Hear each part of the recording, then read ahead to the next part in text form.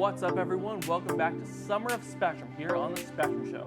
We are back at the Massasoit Community College Filming Studio. My name is Spencer, this is Sean, and we have been waiting a very long time for this episode. You got that right. Today is an extended Spectrum of Opinions show on probably the summer's biggest movie, Deadpool and Wolverine. Yes, we know you guys have been waiting a very long time for this discussion, and it's finally time. And before we get started, I would like to address a few things before we get started. First, and probably most importantly, there will be major spoilers for this discussion. Granted, we do this anyway, but with this being the MCU and this being a big film of the summer, and considering that there's so much, it's just be aware. And if you haven't seen the film yet, just be cautious. And we also should point out we have our first two Patreon exclusive discussions currently available. So if you haven't joined as a member on Patreon yet, be sure to do so for just $1 a month. But in the meantime, Sean, what are your spectrum of opinions on Marvel Studios' Deadpool and Wolverine? Honestly, I'm kind of, I've not been the kind of person who, as this movie said, this movie makes a joke at one point about how, Wolverine's joining at a bit of a low point. I'm not the kind of people. I don't think we're actually at that much of a low point. But that being said, this is probably the most fun I've had at a Marvel movie in a while. I would probably agree with you on that. And this exceeded expectations. I think this is the best Deadpool film currently. I think it's about even with the other ones. I think really? They're very consistent. Yes. This one does lack a few things that the others have, though not any of the integral parts. It's still very funny. It still makes sure to have an emotional core and like a good theme. And it still breaks the fourth wall. I mean, yeah. Because that's part of his character, of course. But. I mean, fun fact, of early Deadpool comics, he actually he didn't break the fourth wall as much. Like, for example, in this Deadpool and Cable comic right here. Fabian Niciez's stuff, they don't rely on breaking the fourth wall all the time, really. Like, he does it, but it's not the constant. Yeah.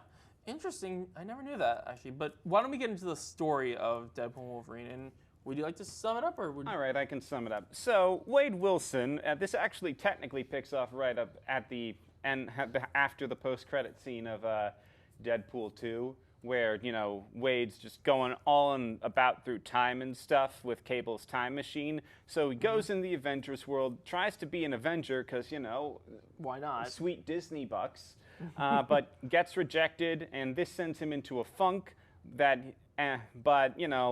he seems to be, trying to manage it. But then the time variance authority from Loki comes to him with an offer that's hard to refuse. We're actually going to let you into the sacred timeline. No strings attached. But everyone else is going to die, so you got to make that decision quickly. And the reason that his timeline's dying is because they don't have a Wolverine anymore.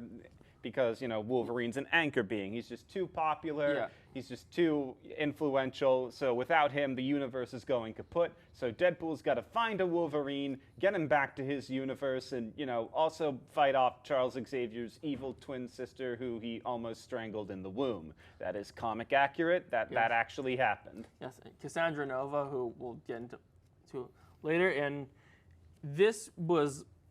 it's a crazy story, and it's filled with so much. Like, we didn't even scratch the surface of what's actually in this story. I mean, true, but that's like the main brunt of the plot. Like, well, yes, cameos and stuff. They're nice, but they're added bonuses. They're seasoning, really. Yeah, sure. Like it's like this is a decently substantial meal with some pretty good seasoning. Good flavor. Yeah, and I would 100% agree with you on that. And I just want to say, I just really, really appreciate how well executed this was. Like, as Marvel's first proper R-rated film, they really leaned into it, honestly. I mean, they leaned into it. Not exactly as much as the old ones. They don't have quite... There's mainly one scene with, a bunch of viscera flying around, and... they still swear a bunch, but they explicitly note in the movie itself they can't actually show anyone doing drugs now. A very particular one, but we won't say specifics. And in case Disney has it out for us too. Yeah, and it makes sense, but honestly, like, I'm very glad they brought back a bunch of the characters from those old Deadpool films. And actually, let's talk about the characters while we're at it and who's playing all of them. I mean, yeah, but most of the characters from the Deadpool like franchise, as Fox had it, most of them are, you know, kind of just at the start, and you know, it's fine. You know, you can still like. Most movies don't have the entire extended cast of Deadpool in them, and a lot of them are still good. But, you know, if we're doing a Deadpool movie, I would have liked to see more of Colossus, more of Dopinder, more of Negasonic Teenage Warhead, more of Yukio, etc., etc., Yeah, etc. I agree. And it would have been nice to see them get into the action, too. But I will say... Or Domino. Where was she? And where's Cable? Where's Cable? I mean, Cable hates Wade, so... I mean, yeah, but... I mean, like, he probably found out Wade was, you know, mucking around with his time machine and was like, you did what with that? And then you just... True. And then you just smashed it with a hammer? We're not friends anymore. Brolin. But anyway, moving on. Even though Ryan Reynolds... Moving on to the actors, Ryan Reynolds is... He still has this manic Deadpool energy, which I love. He is Deadpool, basically. He is, but it's not just him in this movie. There's also Jackman. Yeah, Hugh Jackman returning as Wolverine, and wow, does he still have it? I mean, he obviously still has it. Like you're not. Honestly, one of my favorite parts of the movie is probably it's one of the dumber parts, but it's. Enjoyable. Yeah, no. After Wade basically gets one of the TVA's dimension hopping devices, he goes on a whole. Oh, I gotta find a Wolverine to replace our dead Wolverine. This leads to two of the best scenes in the movie. One of which is the absolutely bonkers opening credits, which yes, we need to talk about that. Which unfortunately doesn't have the cheeky descriptions from the first two movies, where yes, but like they'll call where they call I don't know what did they call the writer or the director the guy who killed the dog in John Wick? Yeah, and they also called and like the writer. I think they called the writers like the real heroes. The real heroes, but I will say. Even though they cinematography by Blind Al. Yeah, but I will say, even though they didn't say that, it honestly I didn't miss it because of how great those opening credits were. I mean, the first two opening credits also had style and those gags. Like, I'm not going to say that the credits, like, being tongue-in-cheek made them. And, you know, the opening dance number and action scene is, you know, a creative enough concept that it makes up for it, I'd say. Deadpool literally danced to NSYNC's Bye Bye Bye, and I was a kid on Christmas then. Whilst, and I cannot stress this enough, using all the parts of Wolverine's skeleton as individual weapons. That is like, and they said they weren't going to touch Logan. They totally did. I mean, no, like that's the joke. Like he's like, you're wondering how are we going to do this movie while still respecting Logan's legacy? Nope, we're not. We're just not. And it's so good. And the second scene that this whole dimension hopping thing leads to is a sequence of inside gags that are mostly for people like me who read a bunch of comics. Yes. Where my favorite is the stupid one where they hop in a universe where Wolverine is accurately 5'3" instead of Hugh Jackman's 6'3". Crazy, huh? That he is actually that short in the comics. Yes, he is, even though it doesn't look like it. And they should honestly just cast the guy they mapped Hugh Jackman's face onto if they'd need a different actor for the MCU. Because that guy is... There were a bunch of really cool variants, though, I will say. Yeah, Age of Apocalypse, Outback era Crucified Wolverine. Yeah, which is... John Byrne, brown and yellow for when... I like that one a lot. I mean, technically, that wasn't the original outfit he fought the Hulk in. He did use that outfit when he was fighting the Joe Fixit Grey Hulk, which is its own can of worms I am not getting into. Sure, but the one that really surprised me, the Cavalrine.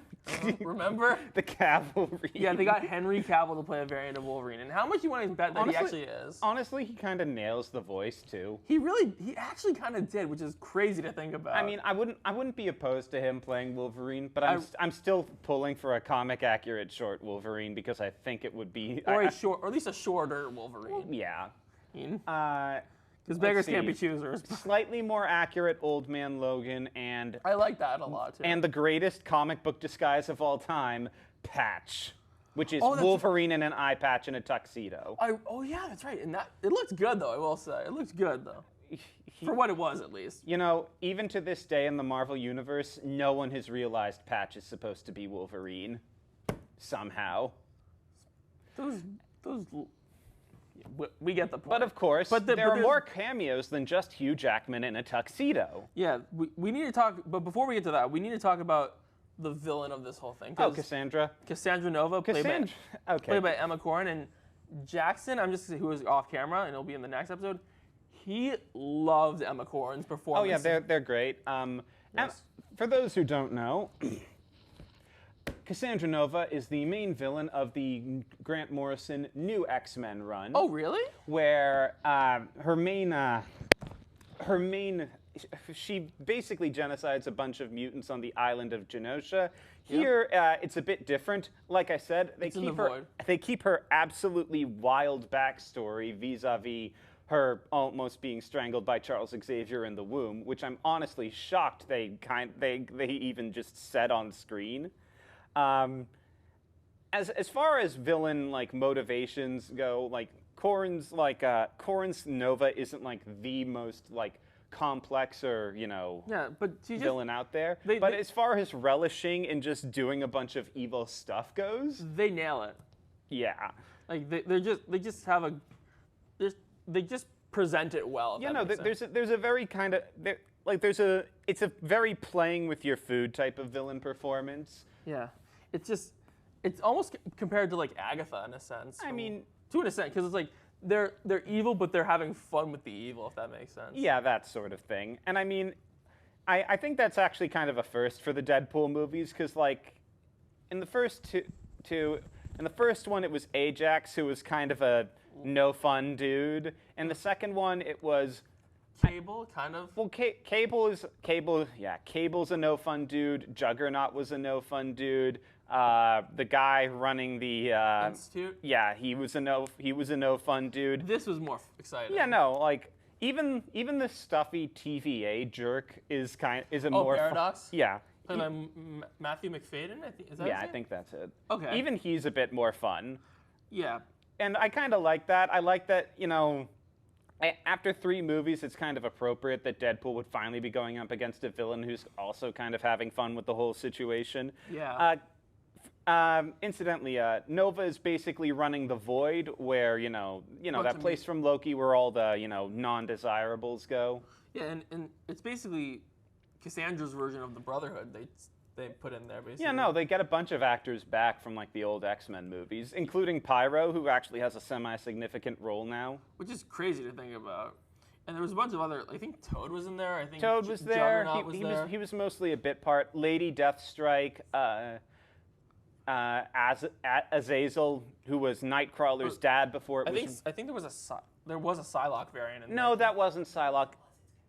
Oh, it is. It was Psylocke. It was Psylocke. Nice. It wasn't Olivia Munn though. I will say. No.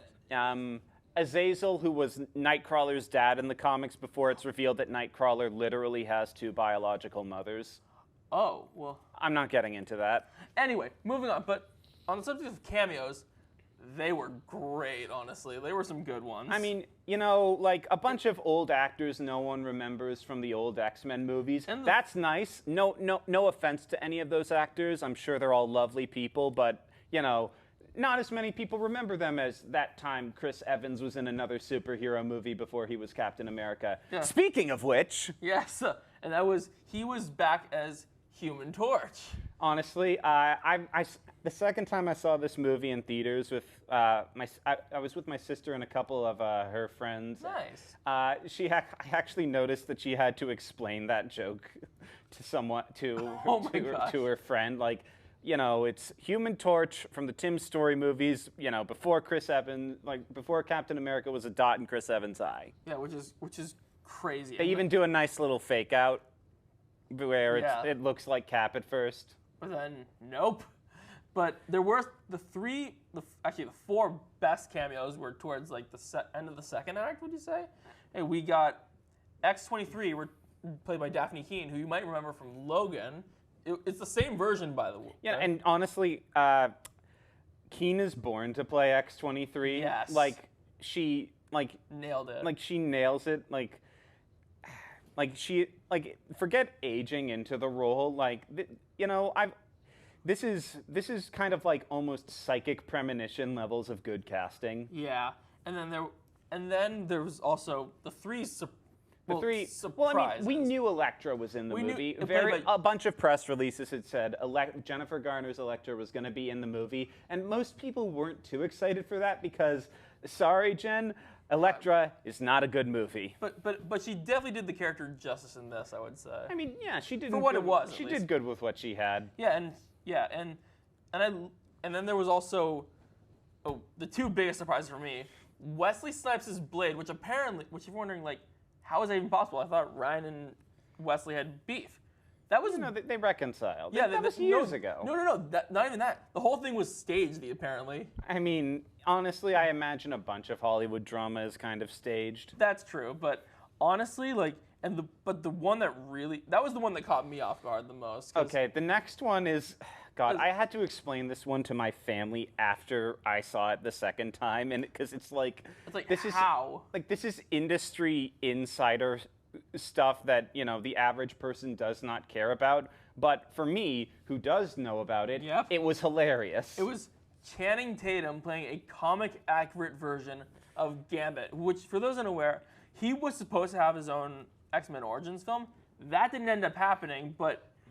They made up for this by a lot. It kind of feels like a celebration of the old Fox movies in general. Like it kind of feels like good faith. Like it makes fun of them. It makes fun of the MCU, but at the same time, it pays tribute to them. Like, hey, there's a bunch of good stuff that came out of this, and even something as stupid as Fan Four Stick probably has value to someone. And honestly, that's exactly it. I think that's a bit of injected positivity that we could use here, and I think the cameos do legitimately contribute to that, even, if it's a movie that never got made like Gambit, or a bad movie like Garner's Elektra, and, I think that's as good a place as any to leave it off. Yeah, and I will say as one final thing, they did mention other characters that were supposed to be in it, like, that were killed off, like Punisher, a version of Quicksilver, Daredevil, and I think there was even rumors that Nick Cage's Ghost Rider was supposed to be one of them, and I think he just didn't want to be there. Yeah, and also I will say I love that it paid tribute to, like, the characters who didn't get their proper send off that they should have had, and honestly, it was a brilliant way of doing it. Honestly. Yeah, and I'm glad that we got this, and I wouldn't be terribly upset if this was some of their last hurrahs, but what can you do? We'll see what happens. Yeah. So. To wrap up this little discussion, what would you rate from 0 to 10? Where would you put this on the? Like an 8.5 to 8.25.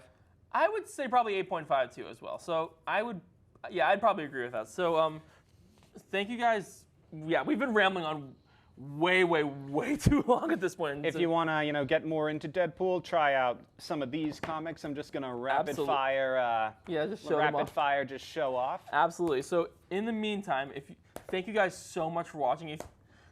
We hope you enjoyed this episode some as much X-23 stuff with her as Wolverine. Absolutely. And X-Men, where it all started. And so we hope you enjoyed this episode as much as we had making it. If you did, be sure to leave a like, a friendly comment, and share this video with your family and friends, and subscribe to our YouTube channel with notifications on so you don't miss any of the content we put out. Also, be sure to follow us on Threads, Instagram, and Twitch, and to join our official Discord server, and be a member on Patreon for just $1 a month, like mentioned before, where you can actually get exclusive content that you can't find anywhere else. So thank you guys so much for watching, and until our next video, good night, everybody.